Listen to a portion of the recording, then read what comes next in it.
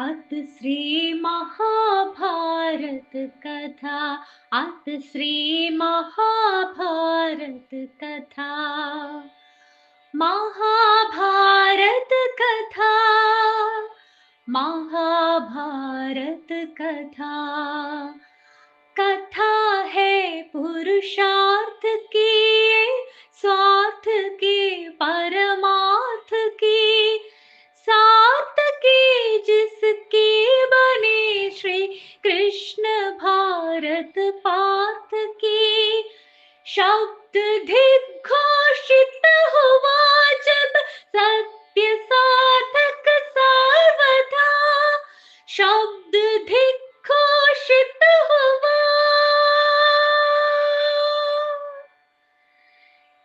यदा यदा हि धर्मस्य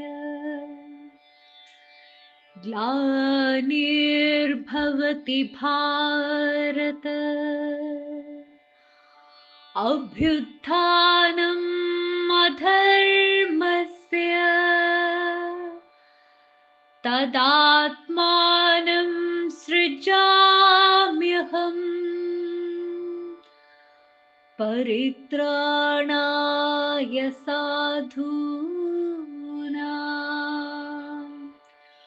विनाशाय च दुष्कृतां, धर्म संस्थापनार्थाय संभवामि युगे युगे।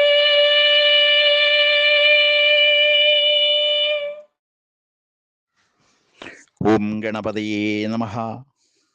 ഓം വിഷ്ണവേ നമഃ. പ്രിയപ്പെട്ടവരെ, ഇന്ന് മഹാഭാരതത്തിൽ നമ്മൾ പരിശോധിക്കുന്നത് വസിഷ്ഠമുനിയെ പറ്റിയാണ്.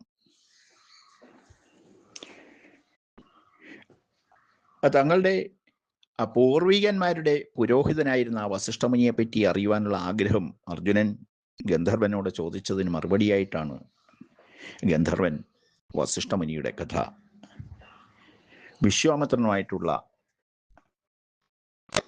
വിരോധത്തിന്റെ കാരണങ്ങൾ ഒക്കെ പറയുന്നത്. കാന്യകുബ്ജം എന്ന രാജ്യത്ത് ഗാധി എന്ന പേരായിട്ട് അതിപ്രസിദ്ധനായ ഒരു രാജാവ് ഉണ്ടായിരുന്നു. അദ്ദേഹത്തിന്റെ പുത്രനാണ് വിശ്വാമിത്രൻ.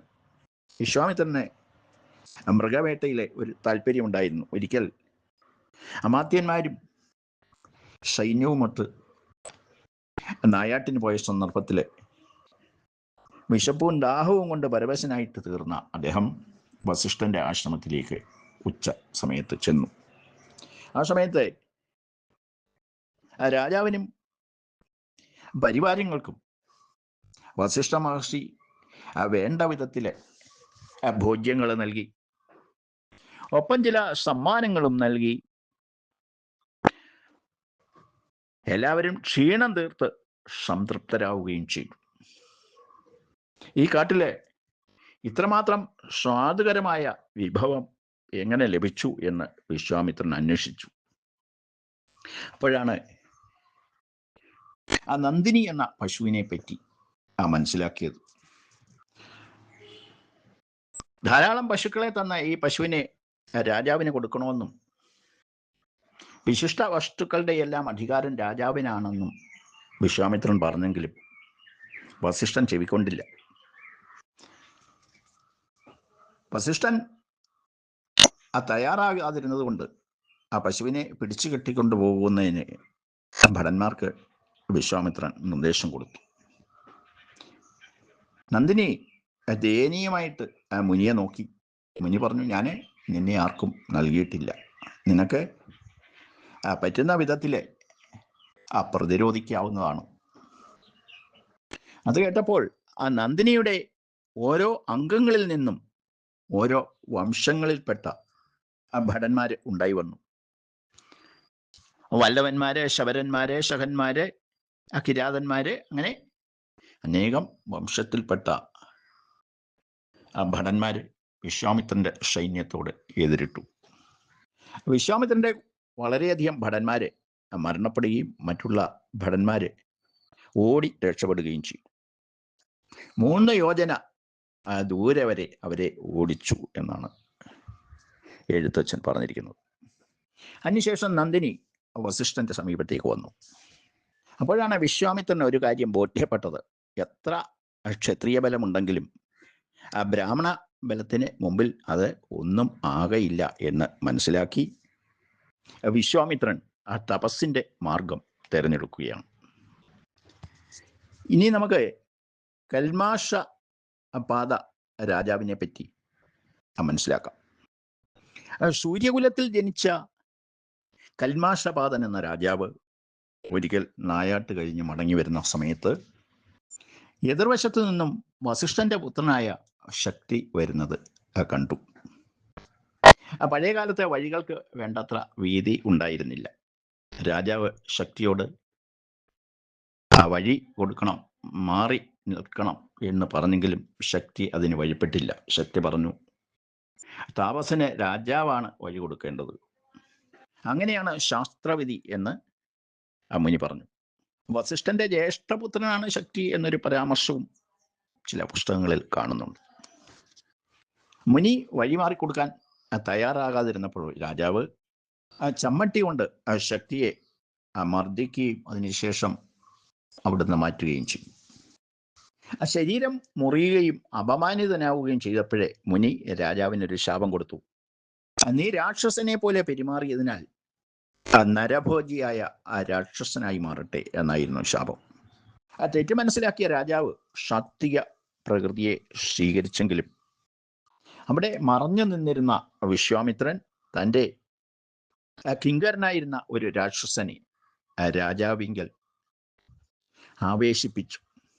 അപ്പോൾ ക്രുദ്ധനായി തീർന്ന രാജാവ് വനാന്തരങ്ങളിൽ അലഞ്ഞു നടന്നു.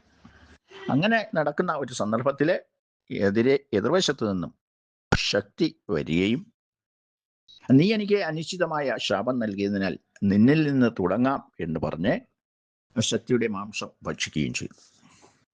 അതിനുശേഷം ആ രാക്ഷസനെ മറ്റുള്ള വസിഷ്ഠപുത്രന്മാരുടെ അടുക്കലേക്ക് വിശ്വാമിത്രൻ അയച്ചു. തുഞ്ചത്തെഴുത്തച്ഛൻ ഈ ഭാഗം പറയുന്ന സന്ദർഭത്തിൽ ഒരു പാചകക്കാരനെ കൂടെ കൊണ്ടുവന്ന് ആ വിധത്തിലാണ് പറഞ്ഞ് വിശദമാക്കിയിരിക്കുന്നത്. അങ്ങനെ വസിഷ്ഠന്റെ പുത്രന്മാരെ സമീപിച്ച ആ രാക്ഷസ രാജാവ് മറ്റെല്ലാ പുത്രന്മാരെയും ഭക്ഷിച്ചു. ആ വസിഷ്ഠനെ വലിയ ദുഃഖം തോന്നിയെങ്കിലും വിശ്വാമിത്രനോട് പകരം വീട്ടാനൊന്നും ആഗ്രഹിച്ചില്ല. എന്നാൽ ദുഃഖം സഹിക്ക വയ്യാതായപ്പോൾ ഇനി ജീവിച്ചിട്ട് കാര്യമൊന്നുമില്ല എന്ന് തീരുമാനിച്ച് പല വിധത്തിലും മരണപ്പെടുന്നതിന് പരിശ്രമിച്ചു. മഹാമേരു പർവ്വതത്തിന്റെ മുകളിൽ കയറി താഴോട്ട് ഉരുണ്ടു എന്നും അഗ്നിയിൽ ചാടി മരിക്കാനായി പരിശ്രമിച്ചു എന്നും സമുദ്രത്തിൽ ചാടി മരണത്തെ സ്വീകരിക്കാൻ ശ്രമിച്ചു എന്നും പല വിധത്തിലും പരിശ്രമിച്ചിട്ടും ശരീരത്തിനോ ആത്മാവിനോ യാതൊരു കുഴപ്പവും വന്നില്ല. ഒരിക്കൽ കൈകാലുകൾ കെട്ടി പുഴയിൽ ചാടി നോക്കി, അന്നും നടന്നില്ല. മറ്റൊരിക്കൽ ഹൈമവതിയായ ആ നദിയിൽ ചാടി. അതിലെ ഒരു കയത്തിൽ ചാടിയ സമയത്ത് നദി 100 കൈവഴികളിലായിട്ട് ഒഴുകി മാറി. അതുകൊണ്ടാണ് ആ നദിക്ക് ശതദ്രു എന്ന പേര് ലഭിച്ചത്. ഒരു തരത്തിലും മരണപ്പെടുന്നില്ലെന്ന് കണ്ടപ്പോഴേ വസിഷ്ഠൻ ആശ്രമത്തിലേക്ക് മടങ്ങിപ്പോയി.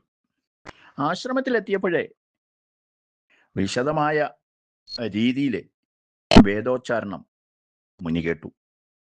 പുത്രഭാര്യയായ അദൃശ്യന്തിയോട് അതെന്താണ് എന്ന് വസിഷ്ഠൻ ചോദിച്ചു.